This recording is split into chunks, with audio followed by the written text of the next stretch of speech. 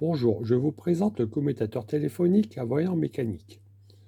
Il permettait de réaliser chez les abonnés un aiguillage de la ligne, évitant ainsi toute écoute de la conversation sur les autres postes. Il existait plusieurs modèles, des deux directions, comme ici, 1 et 2, des deux directions en va-et-vient et des trois directions, 1, 2 et 3.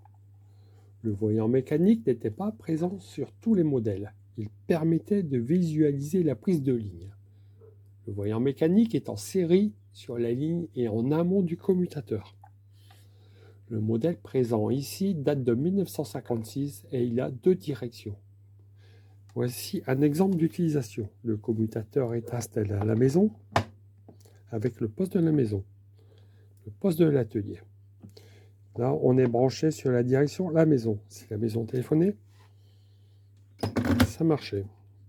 L'atelier, on n'avait rien du tout. Si je bascule côté atelier, maison, rien du tout, à l'atelier, ça marche. Le secret était préservé. En réception, c'était la même chose. Si je basculais côté par là, ça sonnait par ici. Si je le mettais là, ça sonnait à la maison. Pour basculer la conversation, la communication d'un côté à de l'autre, il fallait téléphoner. Par exemple ici, on crée à la fenêtre, à l'atelier, tu as un appel pour toi, décroche. Et il décrochait et on basculait. La maison n'entendait plus rien. En fin de conversation, on raccroche et la maison pouvait voir que la conversation était terminée. Le modèle va-et-vient. Exemple. Ici, c'est la secrétaire avec son commutateur et le patron avait la même chose, son téléphone et son commutateur. Ils pouvaient prendre chacun, comme ils voulaient, la ligne tout en préservant le secret de l'appel.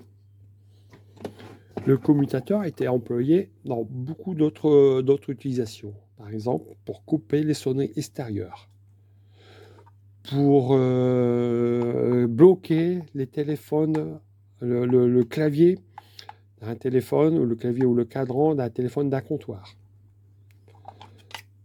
Donc à l'intérieur, la ligne arrivait ici, le premier poste, le deuxième poste, et là c'était pour le troisième poste, s'il est équipé. À l'arrière, un câblage traditionnel. Le voyant mécanique. Le voyant mécanique, j'ai ici plusieurs modèles. Donc, il marche en courant. Il fallait entre 30 et 50 mA pour le déclencher. Exemple ici, je vais envoyer une source de tension, une source de courant de 30 mA sur mon voyant.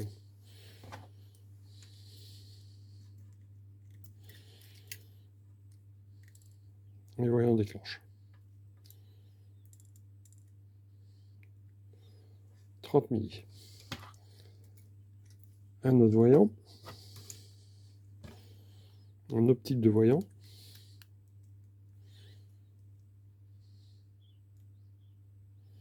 Toujours, mais 30 mA environ.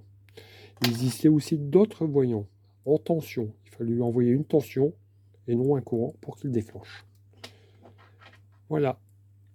Et à bientôt sur d'autres vidéos. Merci.